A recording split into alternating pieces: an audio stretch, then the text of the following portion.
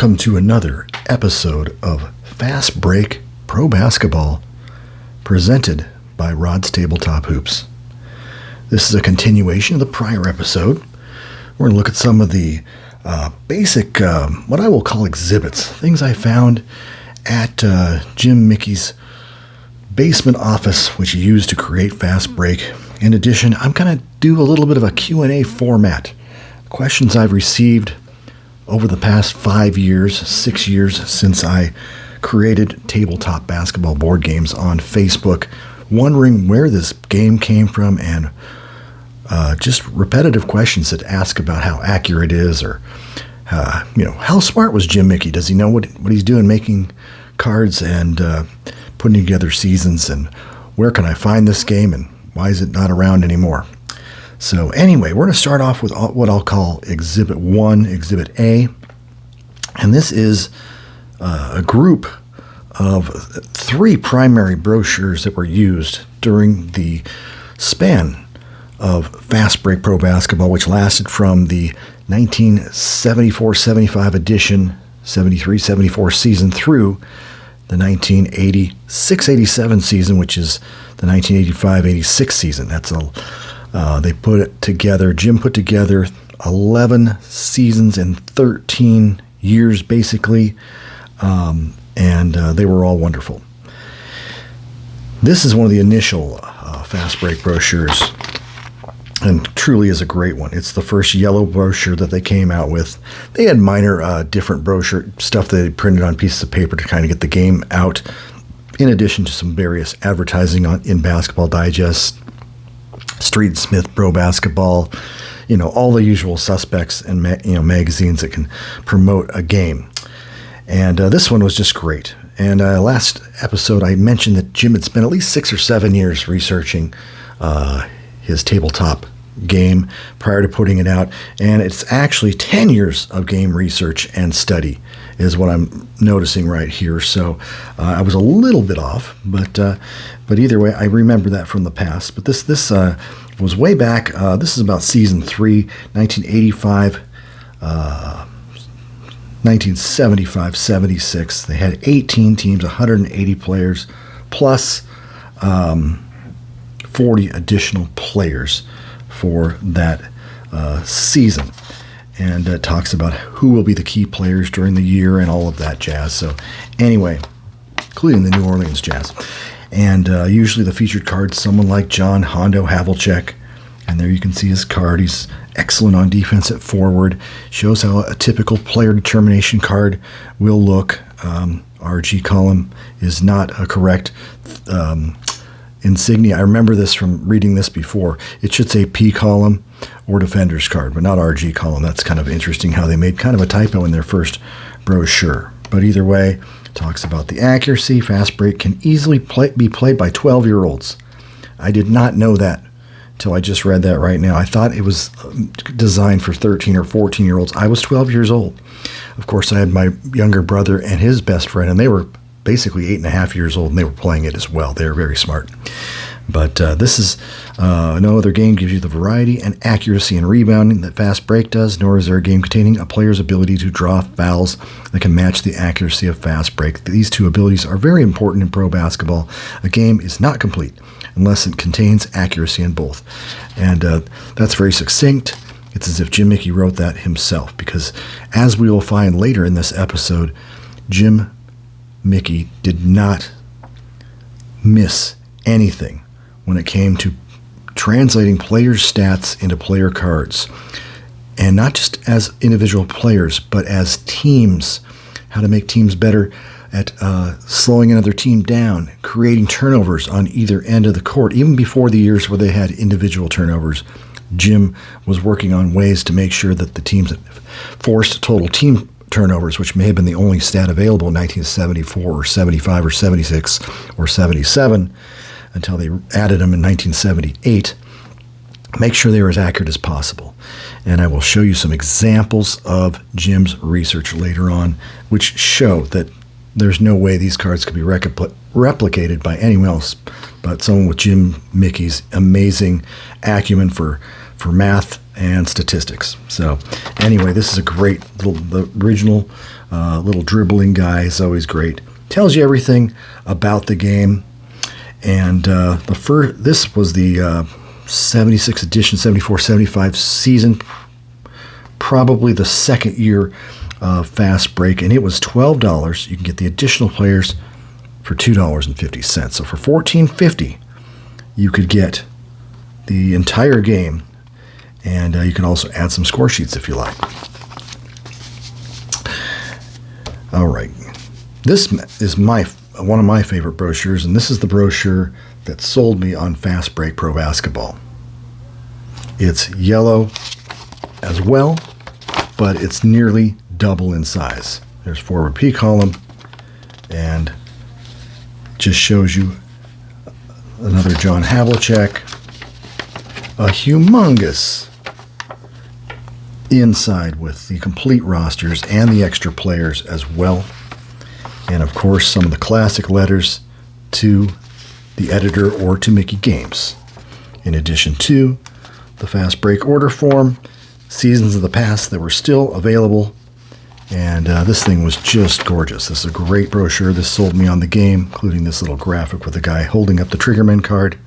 And Rick Barry will lead the league from the charity strip, which should be the charity stripe, I think, followed by Calvin Murphy and Freddie Brown. Now this was a surprise. I went to Rochelle, Illinois, went to the Mickey's basement, and this thing was sitting on top of some other brochures, and I could not believe what I saw. This thing is really unique. And this is a little bit later brochure. Let's see, how late is this brochure? Anyway, that's a 78 John Havlicek right there, but you can see the diagonal way it's selling it. They even have little coupons, take $5 off, bonuses, and free score sheets and things like that if you order the full item. This is the 1980-81 season, 81-82 edition of Fast Break. But you think this is kind of interesting, then you open the whole thing. And so it almost makes it a challenge to read. I love this brochure. I'd never seen this one before, but now I am privy to it, and it's just amazing. You got to like turn it sideways to read all of the little tidbits of information. Just like the other brochures, the yellow brochures, it had reviews from fans. It talks how to set it up. It talks about, how to place your cards on the court and how to get the game ready. I mean, it starts off by saying, "Hey, sport, Mickey Games proudly announces Fast Break, the epitome of pro basketball on a board." After 15 years of research and refinement, so 10 years, let's just call it 15. It wouldn't surprise me. Fast Break has become one of the most enjoyable games of all time. I don't even need to read any further. When you say one of the most enjoyable games of all time, Fast Break is right there at the top. It's very easy to play, and it just has that feel like you're playing in a big game and your defensive matchups are vital and you got to stay on top of things. So once again, that brochure really, I really enjoy that one. It was all new to me in 2025. Even though it was a 1981 brochure. This is just one of those letters, one of the many Fast Break pieces of memorabilia I have. I saved all the little letters like a lot of people do. And I wrote in 1983, back in July, that I hadn't received my 83-84 edition, 82-83 season price list. And I was saying how I'm an owner of your 74, 76, 79, 81 seasons and we're interested in the price list, so send one quickly. And they did. They sent this back to me and said, "Sorry about that. I'm pretty sure that's Mary Mickey's writing right there. She was on top of things." I probably had received it, but it was probably lost in the mail. You can see this is Richard J. Hess and I'm Rodney Hess, so maybe something got sent somewhere else. But either way, I saved this note because the communication with Fast Break was so wonderful over the years. All right, one of my first questions I'm going to address, and this might not have been brought up too much, but by going to the Mickey's house and seeing what occurred in Jim's basement office there while we prepared Fast Break, the question came to me, what other games do you think Jim Mickey played? It didn't have to even be basketball. Money wasn't performing all of this hard work on Fast Break Pro Basketball. Well, I went into one corner of the office that I could not access, but I saw deep in the corner, lying on the floor in a corner, wedged between a bunch of cabinets, about 3 or 4 different games sitting in that corner that obviously he probably hadn't played in decades. But one of those was the APBA Pro Basketball game, the game that Jim didn't like. It was a little bit laborious, in his words, and he tried. I mean, I had, obviously you see right here, this is the 1969-70 version, probably 70, 71 edition of APBA Pro Basketball's cards here. I don't even know where my boards are.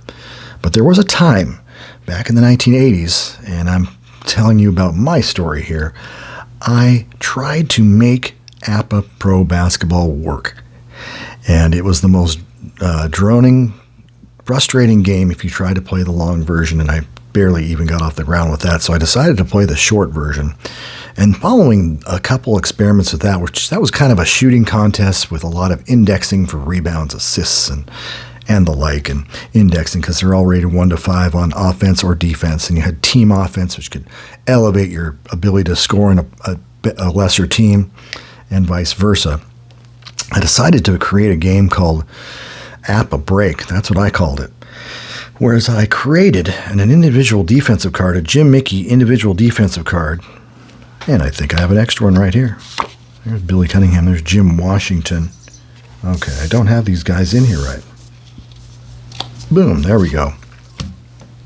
But I created a team individual defensive cards for each player, and I integrated the player determination card deck.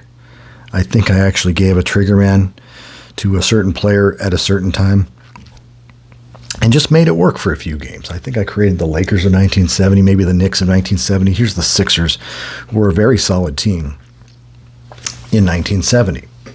And the game actually worked out okay. I can't remember how accurate it was, but this reminds me of if you've heard of Dave Gardner, who's got his own channel and runs the Digital Dice podcast. I saw one of his videos trying to remake the old school Stratomatic Pro Basketball game work. And he actually created a different indexing for some rebounds and for some shooting and things like that, just to make it work. It was about five years ago. But I was just like, I was so impressed by the fact that he just kind of like wanted to utilize those cards, even though it was old school Strat and not new school Strat.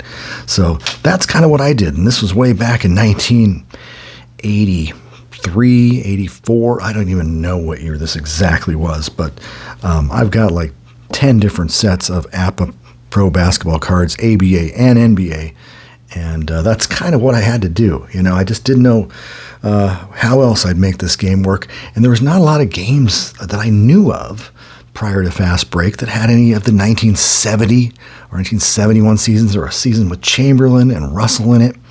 So that's why I eventually made Fast Break 60-61 NBA, because I had time to make 8 teams, and I would do it by hand. And it was cloning cards, and it's nothing close to what Jim Mickey could do, because that guy was a wizard. But anyway, I wanted to show you that Jim Mickey actually played some APBA Pro Basketball before turning to making his own basketball game. I also found APBA Pro Baseball in the basement as well. I did see some boards, and I did see the whole complete game box there as well. I think I also saw at the bottom part of the corner BLM Baseball, Big League Manager Baseball, which I've never, ever seen in person. But those were like inaccessible. Like, I would love to just take a look at them. I don't know if I'd ever want to play them, but it'd just be neat to see how much, if there's a leftover score sheet or two that Jim might have played. That would have been quite awesome in my book.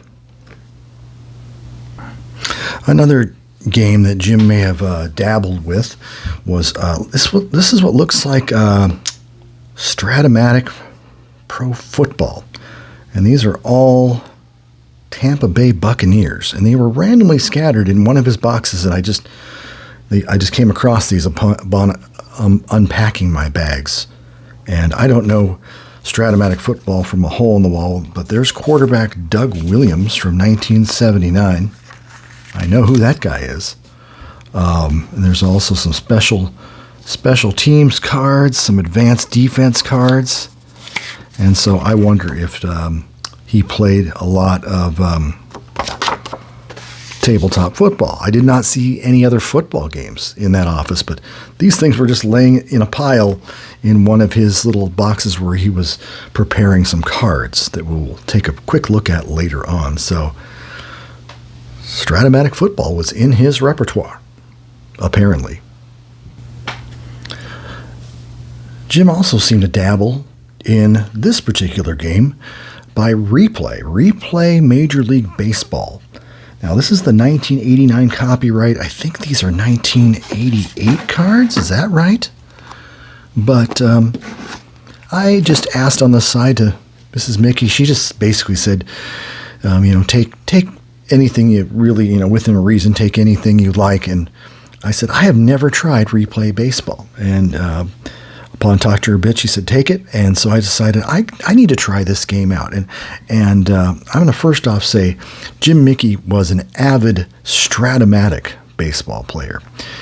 And his preference for Stratomatic was evident even until the last 10 years. He has over 60, I think at least 50 to 60 years worth of Stratomatic baseball cards still in the basement, taking up a huge corner that was boxing in all those other games that I saw. So anyway, he obviously had an affiliation for the Stratomatic baseball game. But I bet you back in 1987 or 88 or 89, he decided to take a chance. He'd probably heard some good things about Replay games and Replay baseball. I think this is the earlier version. And so I want to get a chance to play this game. This game looks like it's in very good condition. My thought processes say Jim probably got this game out, played some of his local Cubs or White Sox for a few games, and then went back to playing his Stratomatic baseball because he'd already played APBA baseball. He decided to try Replay. But Jim, I could see him being a curious sort, wondering, does this game meet my accuracy requirements? There's Ricky Henderson. I've heard many good things about this game. Fan of my channel, Larry, has always said good things about Replay baseball. So this is the original Replay, and I want to give it a whirl. So the pitcher cards are bigger than the hitter cards. That's quite interesting to me. But it's the 88. It's the 88 season is what it is. So there's some good teams. My Reds were still being managed by Pete Rose. May he rest in peace. And I know Pete wasn't a perfect guy, but boy, the guy knew how to manage a team and he knew how to play the game. So anyway, that is Replay baseball right there. I can't wait to dive into that once I get a free moment of time. Around 1980, I had a query thrown at Jim and Mary Mickey or whoever would answer my question. And it referred to a portion of the Letters to Mickey Games section of one of the late 1970s, early 1980s brochures here, my favorite brochure.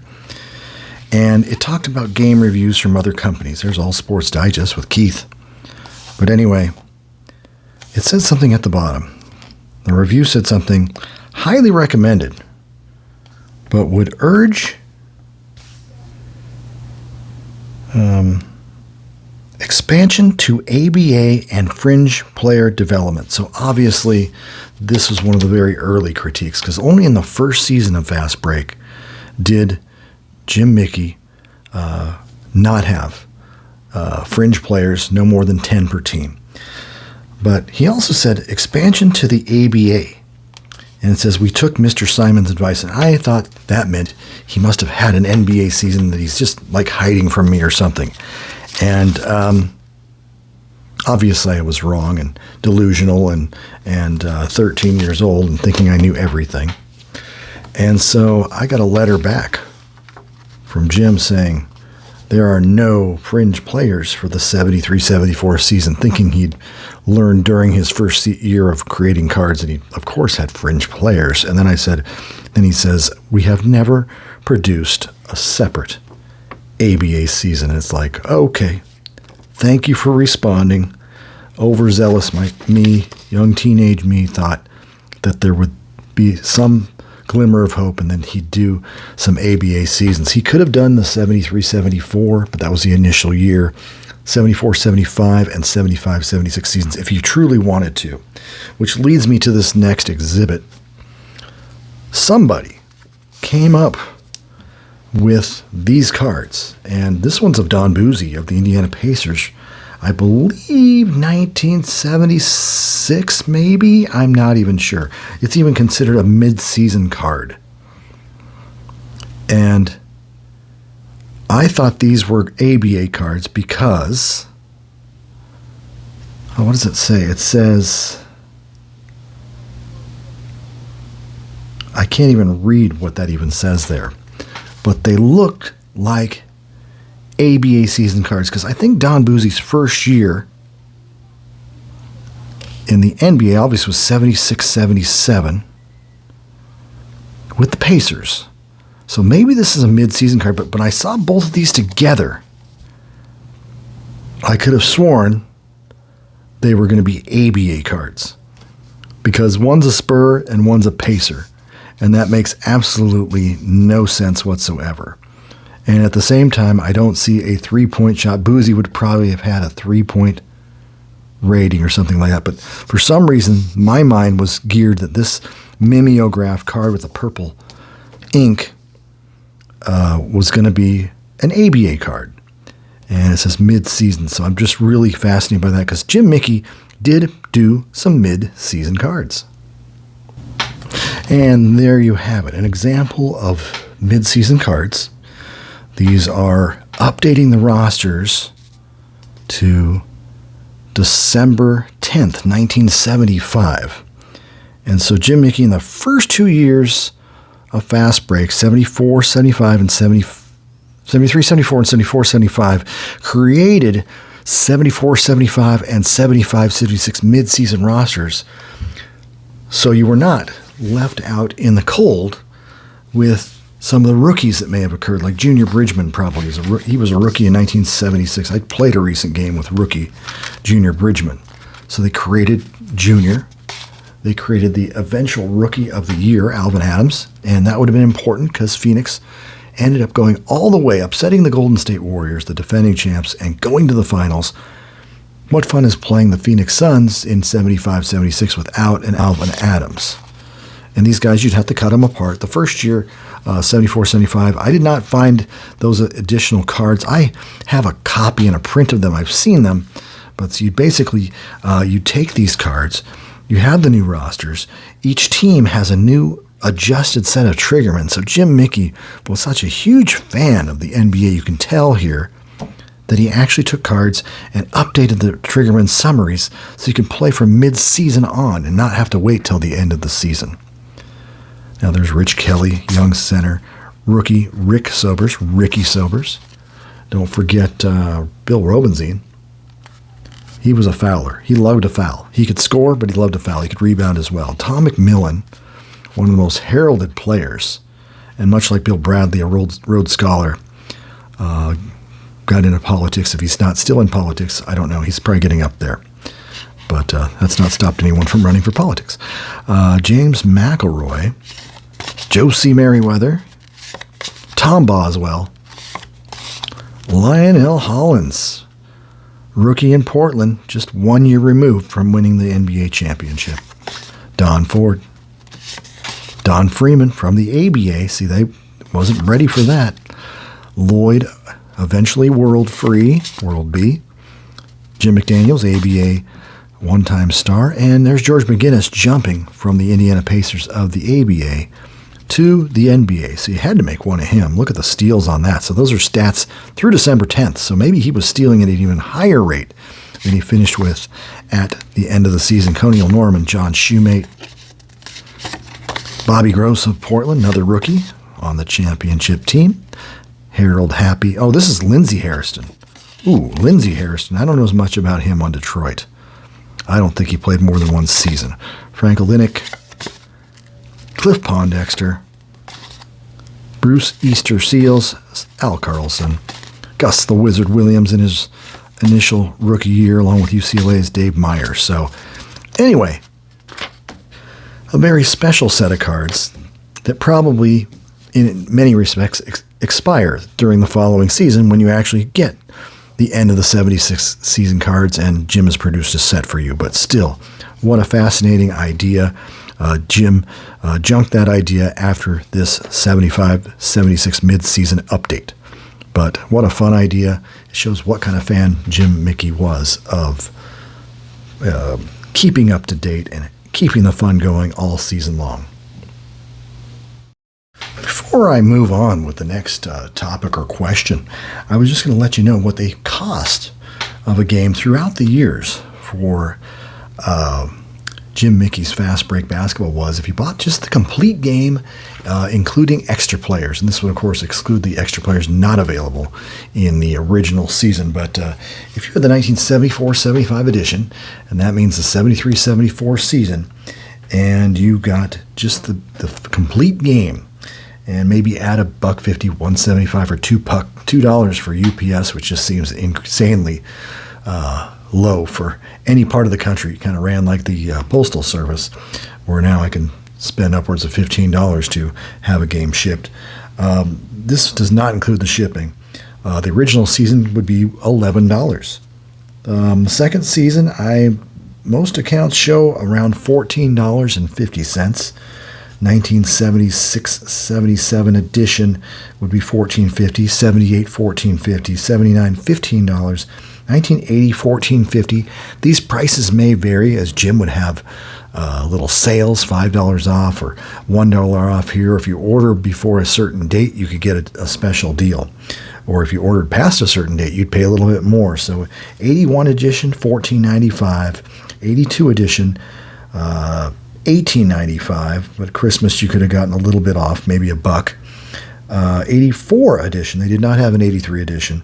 84 edition, $24.95. 85 edition, $22.95, but after November 1st, it would be $25.95. So the prices obviously are going up. We had a little bit of inflation, and Jim, I'm sure, was just trying to cover his costs. And the final season, it's the 87 edition. They did not have an 86 edition.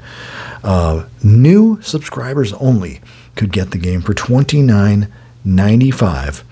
But he required the Fast Break faithful, ironically, the people who had bought almost every other season, to buy either a combination of 2 games or 2 seasons of cards to help support, keep the games on life support. And Jimmy Mickey relied on the faithful fans of Fast Break to maybe pay a little bit extra. And we knew what we were getting. We would pay double easily. And I found my good childhood friend, my brother's friend, who was 3 years younger than me, and he went in and bought the 1985-86 season, 86-87 edition with me. And we both had each set. Unfortunately, 25 years later, his mom threw out all of his Fast Break cards. So I've been able to share some of the information I have with him, a couple PDF files and things like that, so he can still play some Fast Break and we can have some good head-to-head action. But anyway, that is your pricing list for Fast Break, and it's reigned from 1975 through 1987. One big question I always had when I met up and interviewed Jim and talked to the Mickeys and everything was, how soon after the NBA season did you start doing your work on the researching of cards, getting the per 48-minute statistics prepared, and actually start crunching out the individual and team numbers necessary to make another season of Fast Break cards? Well, I found in his little archive here, this is his relationship with the NBA. He basically wrote the NBA and said, hey, I need to get the NBA stats for every NBA team for a particular season. And in a prior interview I did with him, he says they obliged. They would send me stats and updates and things like that. So he got on a mailing list, obviously, here. This is like 1978-79 division roster sheets that came out really early, and who's injured, who's healthy, who's still on the roster. And then they even had 78-79. This is 78-79's numbers right here. And it shows team offense, team defense, all kinds of fun things like that. But you get into this little pamphlet right here, and it's a lot more than meets the eye. This is April 10, 1978. The playoffs, the NBA playoffs, just were getting started. They had all of the stats complete for the regular season. And so this is the little press release that you would get. And this is a piece of gold right here. As you can see, it talks about the streaks during the year. They've already scheduled the playoff action. It talks about, this was 1977-78 when George Gervin edged David Thompson on the final day of the season, 27.22 to 27.15. So this stuff's just flat out fun to read, let alone utilize for statistics, was what Jim Mickey did. But Gervin edged David Thompson for the scoring crown. And, 73-point game for Thompson, 63-point game for Gervin. Both teams lost in that game, too. It was two different games. And the team with the highest scoring players in the league, they both lost. I don't think they were really contending for the playoffs. They were already in. So Gervin had a 33-point quarter. It talks about all the leaders and talk about how Thompson had the record for points scored in one quarter, beating Wilt Chamberlain by a point. And then later in the day, Gervin just topped his by 1 point. So it was 33 points in the second quarter for Gervin, 32 points in the first quarter for Thompson, and they beat 31 by Wilt Chamberlain that day in 1962 when he scored 100 points. And it just goes down and down and down. Here's all the offensive stats you'll ever need. Team stats, Jim Mickey was very high on trying to keep every one of these stats in line because they got to be in relation to each other. That's where the trick occurs. If there's, you need to have your defense, the turnovers allowed, the blocks per guards and stuff, they all got to be in line with each other. And he was so good at that. You will see with some of the pieces of research that I will be unable to explain later on because it's so detailed and so, just so detailed. That's all I can say. Nothing was missed. So anyway, here's your scoring leaders. Here's everything else. But then you get to the individual scoring games, and there you have your statistics. This was the year the Blazers had the best record in the league, but they had so many injuries. They probably would have won 65 to 70 games if they'd been healthy, but only won 58 because they only went as far as Bill Walton's legs and feet would take him. So we go into the playoffs right here. They have a nice little roundup right at the bottom here. They talk about John Havlicek, who was leaving the game after 16 brilliant seasons. At the time, he was second in field goals made. He took more shots than even Wilt Chamberlain, which I did not know that at the time. And he was third in all-time points, sixth in all-time assists, second in minutes played, and tops in games played all time. So anyway, an amazing player. Celtics didn't make the playoffs, so that, it was not a winning year for the Celtics in 1978. This was the interesting stat that probably no one would have known had they not read this. The team records for assists were set in 1977-78 up to that point. I don't know what the record is now, but the Knicks got 29 assists at Buffalo to end at 2,338 assists. Later that night, Phoenix had 35 assists, and they also ended up with 2,338 assists. They did not get an assist in the final 3 minutes of the game. That's the nerdy stuff that I eat up. Just interesting. But when we play, now I know that when I play the 77-78 Suns or Knicks, there's going to be a lot of assists, and I know the Suns also got a lot of steals too. So quite amazing. And then the Sixers, they set the home record with a 37-4 record. It tied the league's mark. I didn't even know that was the high. So I know in 86, Boston went 40-1, but this is 8 years before. And then Chris Ford is the all-time Iron Man for the Pistons. Nothing big there. And it has the transactions and things like that. But anyway, here's the eligibility for the playoffs. Eastern Conference, Western Conference, and there you go. An amazing little thing, but Jim Mickey grabbed those in April, probably got home from his work at Oak Cedar, and started going to town on the new season of cards for the 77-78 season. We're going to go a little off script right here and just get a little more of a conclusion drawn because of what was in his basement type of question. What kind of magazines and periodicals was Jim Mickey reading to keep himself attuned to all of the things occurring in tabletop sports, or just where could he get rebound opinions or defensive opinions and things like that. Here's my Street and Smiths, as I showed before. And the reason this thing is kind of rutted, you can't probably see that. You can probably see at an angle that this thing has been written on. Well, when I first got Fast Break back in late 1979, and this is one of the first games I ever played, if not the first. This is October 28, 1979, and this is 3/20/1980. Look at that. So there's two different sides to this one. These solo score sheets, like I said, me and someone else would be playing the other side. So sometimes they didn't match up. But either way, I would do all of my markings in pen on top of this score sheet, and I would create ruts in my Street and Smiths basketball magazine here. But that's not the reason I put this here. I was just trying to, this is where I found Jim Mickey's, as I showed before, around page 41, there's the Fast Break article. And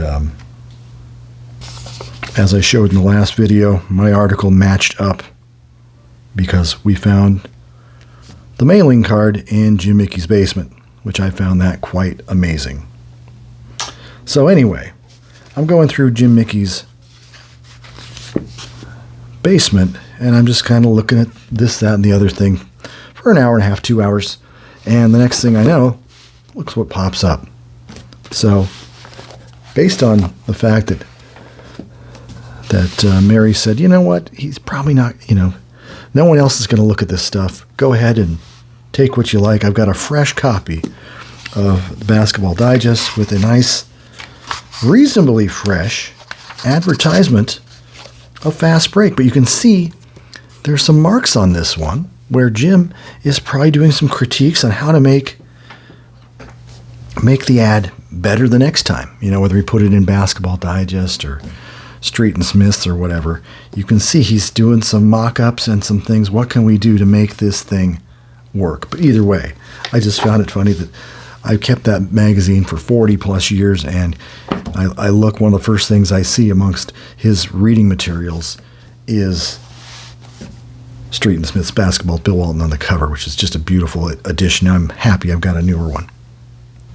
Along these same lines of questioning, I wondered who Jim Mickey's favorite players were.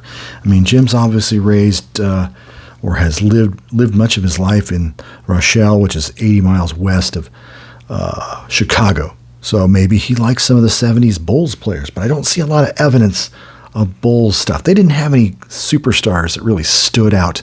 Jerry Sloan, Norm Van Leer, Chet Walker, and Bob Love were the super studs for Dick Motta, but they just didn't have the star power of the guy listed below here, my favorite player of all time, Rick Barry. So when I first went through the same where I found the Bill Walton magazine, the first thing I saw was this. I saw these two magazines like, holy cow, this is 1979, and this is also 79. New faces in the NBA.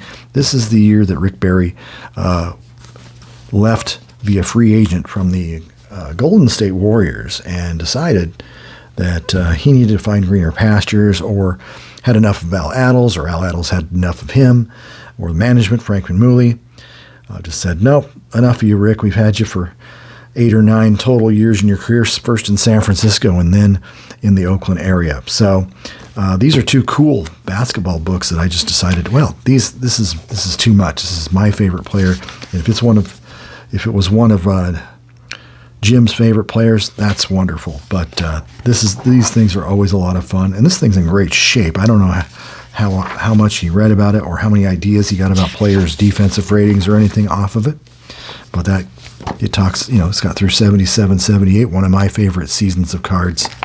Next thing you know, you got this basketball special over here, and you can see the pistol and Mitch Kupchak and Wilkins, author of the Seattle Miracle, Gus Wizard Williams. That was a wizardry of a job to take a broken down 5-17 Sonics team in 1977 and take over as coach and put them in the finals, going 7 games against the Washington Bullets and coming up short.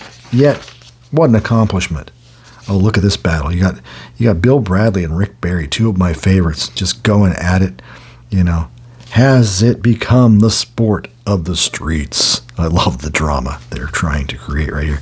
Kermit Washington always, little did they, they talk about the Rudy Tom Janovich thing and say, oh, it's getting too violent. There's Rick. Pam and Rick Barry laugh it up after Golden State won the title in 1975. So once again, I digress. Rick Barry's one of my favorite guys, so I had to go after that.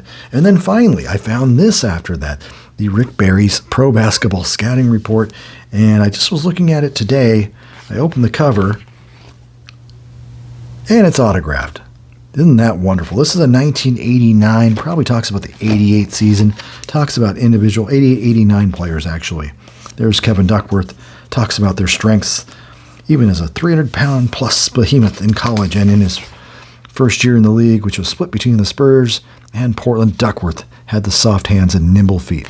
I love Kevin Duckworth. May he rest in peace. Johnny Dawkins, Walter Davis, just fun stuff. And Rick is giving his opinion in this book. And so that book will pair nicely with either my Happy Hooping Rick Barry autograph that I got about 30 years ago, or it'll pair nicely with my 1992 version of Rick Barry's Pro Basketball Scouting Report. So anyway, over 400 players rated, just a neat reference guide. And once again, I always love opinions, and Rick Barry was full of them. So anyway, there is the Rick Barry portion of this episode.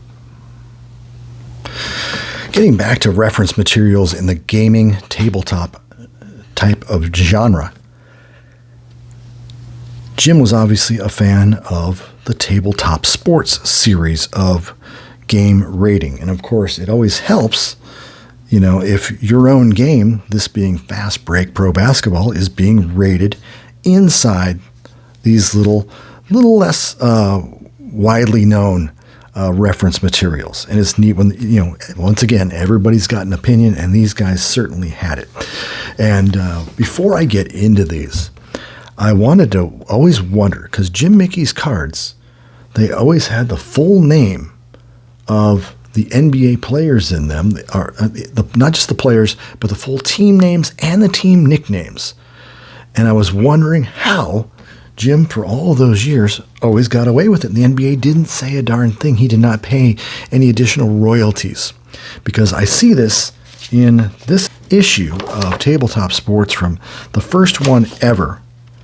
And it talks about Big League Manager right here. And Big League Manager says it's a baseball game. The firm had to stop printing players' names on its individual player cards by court order, the result of a lawsuit with the Major League Baseball Players Association. So each card now has only the correct number of blank spaces in the players in his uniform number. Filling in this causes some inconvenience, mostly in finding the names and numbers of some of the more marginal players. But I just wondered why that never happened more often. I know late in the 90s, they caught up to APBA baseball, and I don't know how often APBA paid for the player names, but the real late 90s APBA, there was a few players that were not licensed by Major League Baseball. They kind of went outside the license, and so they couldn't use their name on the card, and they'd either put a fake name or a blank spot where you could fill in the name. So but I'm just surprised in a lot of the games I'd never see that happen. But anyway, this is the first issue of Tabletop Sports Magazine, Volume 1, Number 1. And of course, I believe there's a review right here of Fast Break, and it's a really good article. And see, it said, to Mickey Games, discontinue the rookies and give instead the ABA some attention, and then you might just have the best basketball game going. And of course, those are such minor things. The ABA would have been nice, but it was on its way out already by the time Jim's first issue of 73, 74 cards was out. There was only 2 seasons left of it. I would have loved it. It would have been great, but he would have also had to integrate the 3-point shot, which wasn't used in high volume, but would have been definitely used. So, and they show the address. You can get the game for $11, it says right here.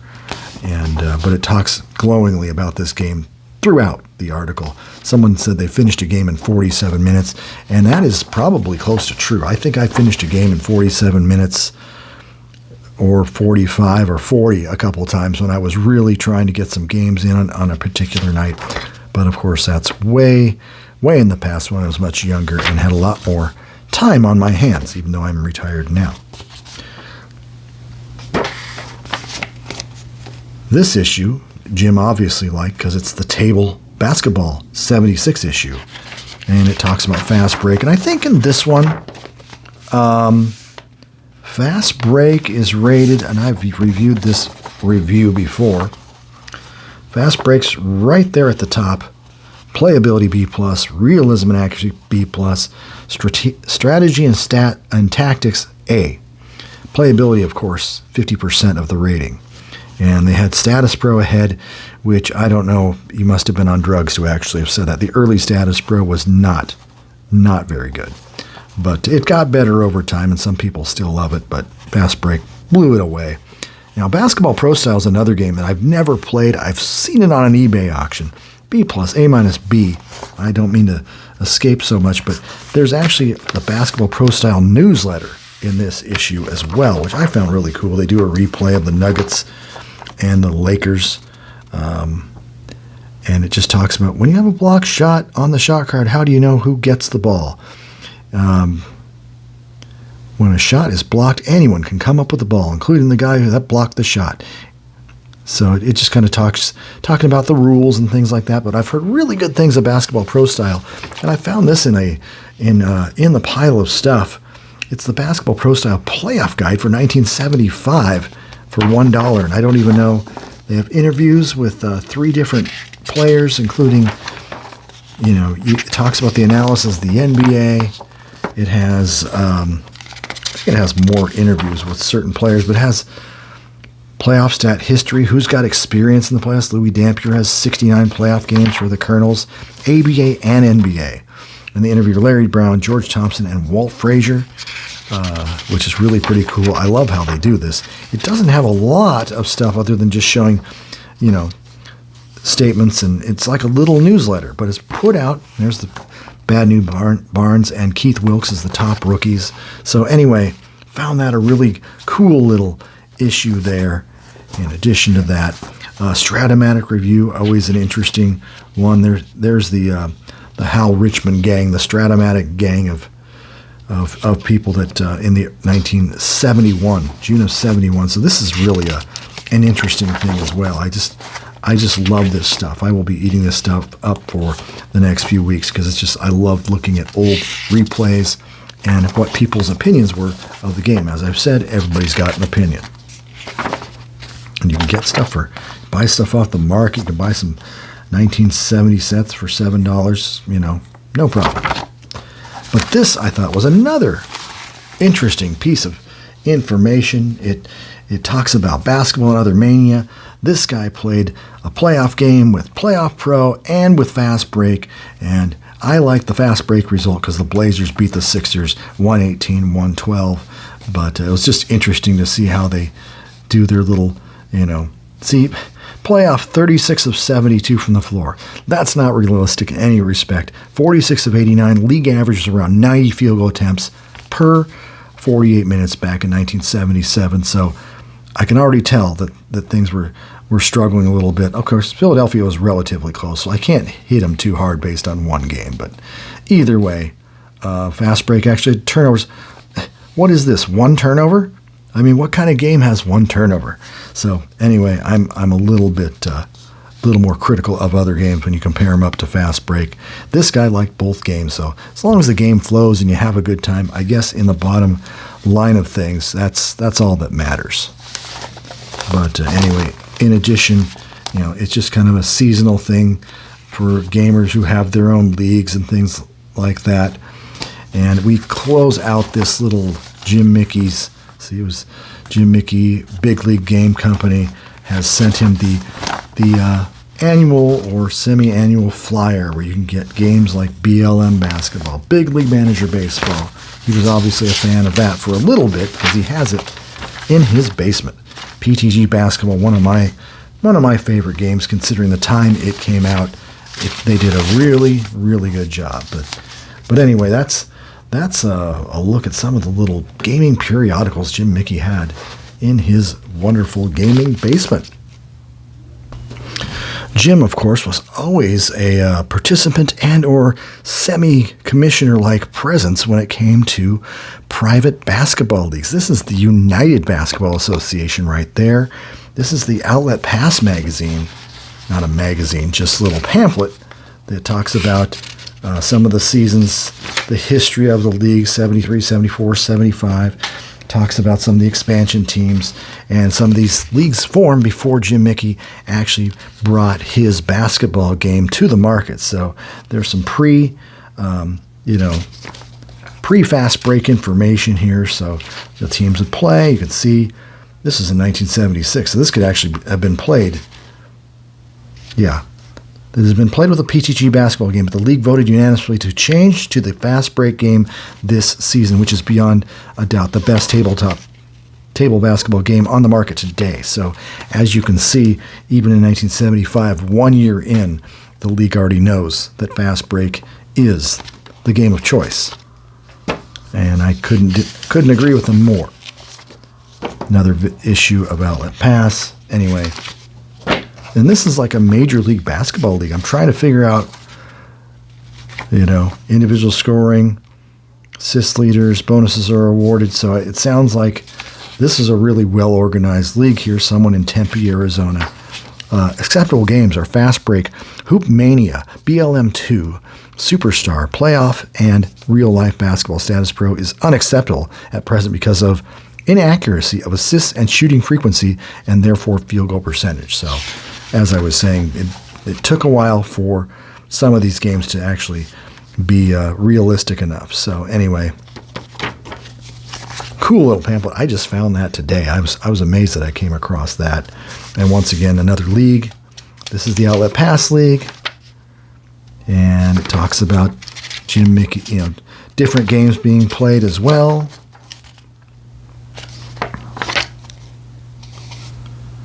I'm looking forward to hearing what other coaches have been experimenting with fast break. I've tried a number of modifications, but only these two survived the test and are worth passing on. And so one of the great merits of fast break is the simplicity of the player cards. Also, to specify the shot made would be to limit things too much. Besides, the type of shot a player takes and makes depends on who is guarding him. If the card says basket, it is easy to picture Maravich low-posting Bibby. Leaving basket makes the card look neater, not cluttered with a lot of words, and also lets the coach realistically picture the basket. When you start specifying the shot, you're going to introduce some absurd situations, and that's a little bit of that's a premature slight probably on Stratomatic basketball, which you're picking the type of shot, and that can skew statistics. And I was in a conversation with Monty Mickey about that, and that's why Stratomatic it could have implications if you don't do a regular amount of all types of shots. But anyway, there's teams Hare and Tumwater and all kinds of fun stuff going on here, and just interesting teams. People are sending in their stats from all different parts of the country, and they're all coming together and see who can win a championship. This is back in 1976. Okay, within a lot of Jim Mickey's files, and he had a stack of plain brown boxes up there, the ones that they used to put the original game in. Each season had a designated box where Jim put all of his research into the game. And this is where I'm talking about the wizardry, the magic of Jim Mickey. I did not take a lot of that information home. Matter of fact, I just took a sliver of it just to take a look at it. But anyway, here's a typical thing you'll find in the middle of a box. It'll say memo from Jim Mickey. He's got all this mumbo jumbo up here. I have no idea what it means. In middle of 1978, I concluded from the above study to adjust a team's defense by either increasing the number of field goal attempts and field goals made by the percentage the opponents shot against them to make the teams either better or worse defensively, based on the following premise. It is a better defensive card to have 10 passes than 4 baskets and 6 missed shots. I mean, that is Jim Mickey's mind in a nutshell. He was thinking about everything for fast break. That is just, I couldn't find anything that could describe it anymore, because you look at his work, and as I said earlier, this was all done with calculator and by hand. There was no big computer mainframes. They had a TRS-80 computer to do the per 48-minute statistics, but this is just the average defensive card for 1978 for guards. And look at all of this information. He's trying to achieve this total and check of basically 62.00. But what is he doing here? I mean, he's talking about field goal attempts based on each team in 77-78 and getting little, numbers and projecting that he needed 62.0. I really don't know, but it's obviously in July of 78. He's in the middle of putting these cards together because he wants to get a release date, which always varied. It could have been, usually it's right when the season's about to start. Sometimes it's even later. And I bet it got later as the leagues got bigger because he had more teams to put together, more stats to advertise, to average out and everything. But that's just for guards. I mean, it's offensive rebound stuff. Little charts like this, I have no idea what this stuff's all about. Guards offensive rebounding.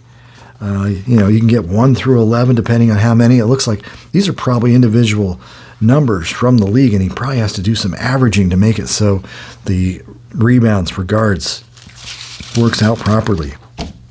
Here's the forward position, which would probably be the small forward position. Here's the strong forward position, offensive and defensive rebounds. This is just rebounds and centers. This is 1976, so this is a couple years earlier, and it just goes on and on. You see these little numbers and think he's comparing the good players from Kevin Porter all the way down to Pistol Pete, just some typical shooting guards. I mean, it just gets more complex and more complex as you go on. It never stops. And this is, just a variety of little intricacies that Jim has with this game. I mean, there's rebounds, actual rebounds for forwards, offensive guards for 77. And he's using the back of old 1974 Triggerman summaries to do this work. So just amazing how that stuff works its way through. And look at the tiny type that he put in this stuff. I mean, he's doing calculations. I don't know how you can't get writer's cramp looking at some of this stuff, but it's just fascinating. This doubles, quadruples the respect I even already knew. Jim already knew about putting together this season. And this is like, 1977-ish stuff. So he's been doing, he did his 8 or 9 years of research. He's done 3 or 4. He's working on season number 4 or 5 of Fast Break here, and he's still just going to town. Every single player rated for offense, defense, how to create the cards. And what I'm going to show you next will probably be kind of the icing on the cake to show you how much energy and how much mathematical knowledge Jim had. I was just cloning his cards when I was making up my season for 1968-69 APBA, and I had a blast doing it. I added my own stats. I added color photos and logos and things for my APBA set. I'm actually pretty proud of it. It's not perfect, but at the same time, I'm had fun with it, and I still want to get it out again among the many projects I want to have an endeavor with and play. So anyway, take a look at this. Okay, this is a pre-typeset set of cards. See, this is 1985-86. This is the last year Jim Mickey issued player cards for Fast Break, the 86-87 edition. And then Fast Break just sunsetted and never put together another season. Not that it ever left Jim's mind, as we will get into in the final segment of this video, but look at how he started putting together a few years earlier. Let me see if I can find it down here. Jim, let's see. Hold on a second here. In the earlier years, Jim didn't have that template that he used for 85-86. He was literally putting cards together with these little template-sized sheets, roughly 12 to a page. This is, let's see, this is probably 77, 78. Yes, it is. But anyway, you can see where he says, well, he needs this many baskets, this many missed shots, this many baskets and fouls, foul 2, foul 1, assists, offensive fouls, turnovers, and passes. Basically every component of a Fast Break player card. So that is just incredible in itself. And he did it with every single team. Here's how he came up with free throws and fouls for these players, each one individually. So this was just one off season for him. He'd get home from his regular job and he'd go to town with all of these little calculations and just little swirls and marks and circles and everything. I mean, I'm being real scientific here describing this with these swirls and the circles and the arrows and the crossed out pieces, but he had very neat little writing that probably he could only decipher. And it is, I don't think it's a surprise that this never got passed along to future family members of the Mickeys, because it was too complex. This is not something you could learn overnight over one season. This is, here's your Atlanta Hawks. Every card's put together. This was sent to the typesetter here. After it got back from the typesetter, he probably proofed it for any errors, and then the next thing he did was have it sent to the printer, the private printer. They had a relationship with them as well, and they came out with player cards. So I just found this stuff incredible. Mike Mitchell in its pre-format. So I wonder if he ever did any player testing with these guys and stuff.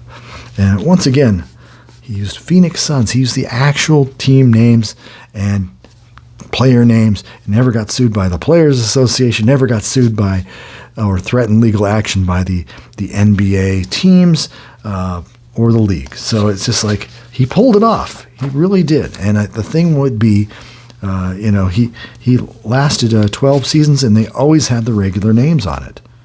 And here's the Blazers. This is the Sam Bowie of 86 that got injured. Pre-game injury 4 to 7 and 12 means if you roll that, he can't play. But of course, I'd play him anyway because I didn't play enough Blazer games. I wanted to see Bowie play. And of course, he was just as good as Michael Jordan. Everybody knows that. Wink, wink. So, anyway, every team. Kareem Abdul-Jabbar. I mean, I used to create my own cards with my own templates and things like that. But this was scientifically drawn up after many, many, many calculations. And so Jim just did this over and over again. There's 23 teams in 1986. That's just a lot of work. So anyway, this last season was just as good, if not better, than his first. I enjoyed it. That's why I pulled this, took this home, because this is just incredible. And then he's preparing Team Fast Break cards. He also has to do triggerman summaries after all this is said and done as well. I don't even see where that information is unless it's like after the final. But I do like his little template here. It's easy to write, 4 player cards per letter size page. And you can get a preview of what the pre-printed cards would be like. The actual cards would be printed and would look like. So anyway, once again, it was just a treat to spend a couple hours in Jim Mickey's basement, in Jim Mickey's head in many respects. And these are the great cards that he eventually threw together on great sheets of cardboard that were perforated. And it was just a treat every time you'd get a new season of cards just to see who's above average on defense. What's the offensive rebound rating for Jawan Oldham, or Oldham as they called him? Charles Oakley always had great offensive rebounding. Well, of course, in Fast Break, he only had one season because it was the 85-86 season, and that was Charles Oakley's rookie year. But this is just fantastic stuff. Possession ratings and all kinds of... The Iceman came over when Michael Jordan broke his foot. So... And this looks like, a lot of this looks like the top 10 guys. There's 3, 7, 10. And that's Michael Holton, not Michael Jordan. So he must have created his extra players, the 11th and 12th and 13th men at the end of after doing all of these, because he wanted at least, if you played the top 10 guys, to get an accurate result, whether that's individual player card results or individual team results. And he was always very good at making sure the good teams had the best records, and the lousy ones, you might have a little slack in the defensive ratings or whatever little things you could do to adjust the good teams versus the bad during a particular season. Finally, the big question that I've received more than any other perhaps over the last 5 or 6 years is whether Jim Mickey, whether the game was in its final years or struggling financially, or well after that, did he ever attempt to sell his game to one of the bigger game companies? And the answer to that question is yes. Now, I'm not going to divulge any of the documentation heavily. Here's an envelope Jim received, and it has a lot of information and conversation with the folks at APBA, also called APBA by a lot of people, but Dick Seitz, the key figure in creating APBA baseball, said pronounce it APBA. So I've been pronouncing it APBA for 45 years, and it just rolls off my tongue that way. Other people, APBA works for them. Anyway, as some people know, many people know, APBA basketball was the worst game ever created by the APBA game company. They had a tremendous baseball game, tremendous football game, saddle racing, golf, name all the other sports you want, and they put together a fantastic game. And it was based on a dice method that's not unique, but it's all APBA. When you look at these two dice, you will see what APBA means. In a nutshell, this is APBA. 55. This is APBA. 64. And so in baseball, 55, anytime you get double numbers, or even look at these games, the pass, dribble, and shoot buttons in the old APBA pro basketball game, 55 is a 4, which if that passes, it might give you some additional points toward a basket. And then you dribble to another slot and you shoot. 64, probably a little bit less of a number, but either way, it was the large red and the small white die. I mean, the 1950s APBA dice were in cardboard shakers, and the dice were about half this size.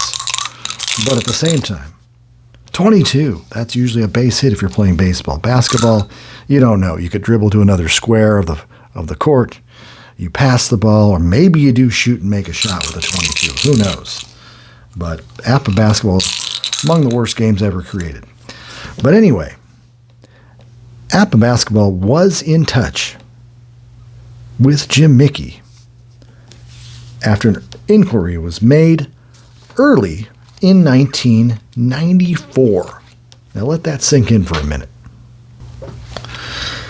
Without revealing any particular documents, Jim Mickey had relayed some requests or an agenda regarding the meeting they were to have in early to the middle part of 1994. I'm not going to get into specific details, but I will make a couple points that I see from the agenda.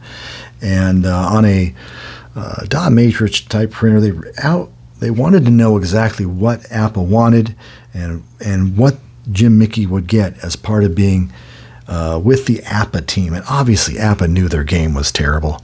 Literally sucked. It was really not that good a game. And so this is 1994. APBA basketball been around since the late 1966-67.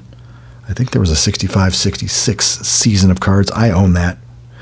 And I bought that because Wilt Chamberlain was in it. So was Bill Russell. So was Walt Bellamy. So was Gus Johnson. All the good stars of the 60s. I really, I was born in 66, so I just was a fan of basketball history. But Jim wanted to know, were they going to buy him out outright?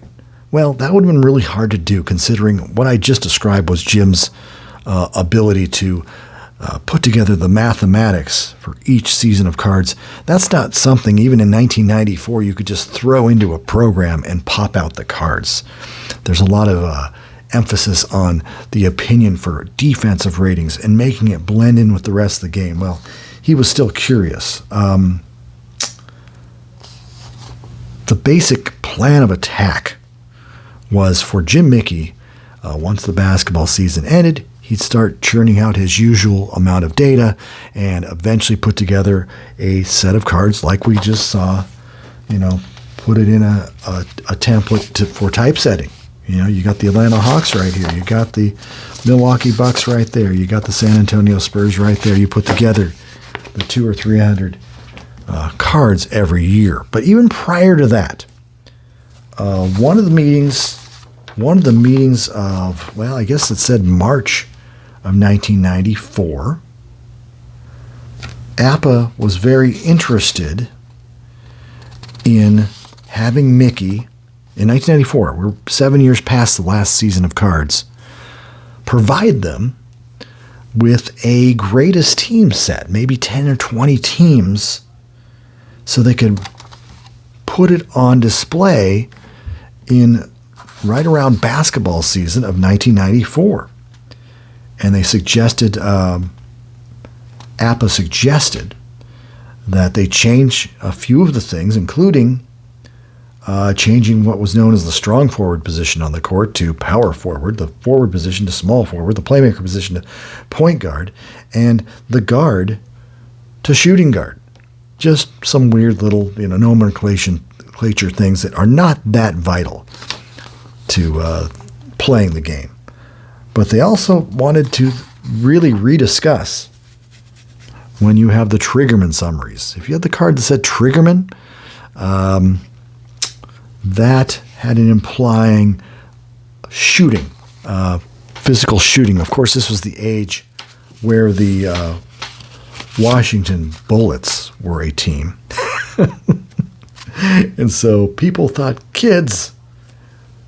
the people at APBA thought kids might take the Triggerman name and parlay that into wanting to shoot somebody, which is utterly ridiculous. You know that. I know that. The whole world knows that. You're playing a kid's game here. But anyway, APBA was very interested. I think they looked over Jim Mickey's wares, is what it looks like here. Don't quote me on this.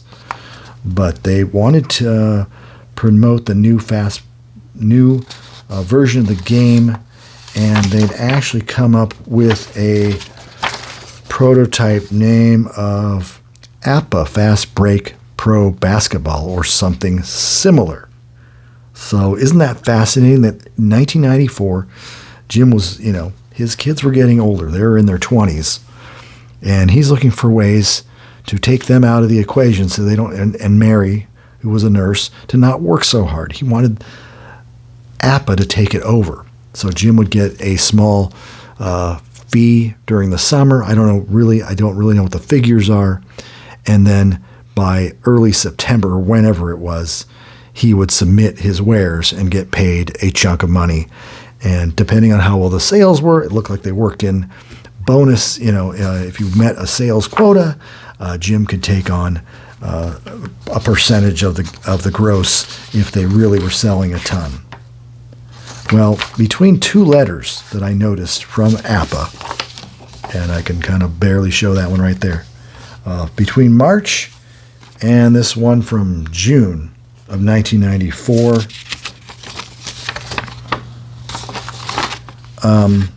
the March letter was pretty optimistic. I can't wait. We'd love to have your product. We really have a positive vibe about Fast Break Pro Basketball, heard everything about it. And June, the representative finally got back and apologized for being out of touch with you for so long. And they say, I regret, we have to advise you that we have chosen to proceed with the development of an entirely new board game on our own.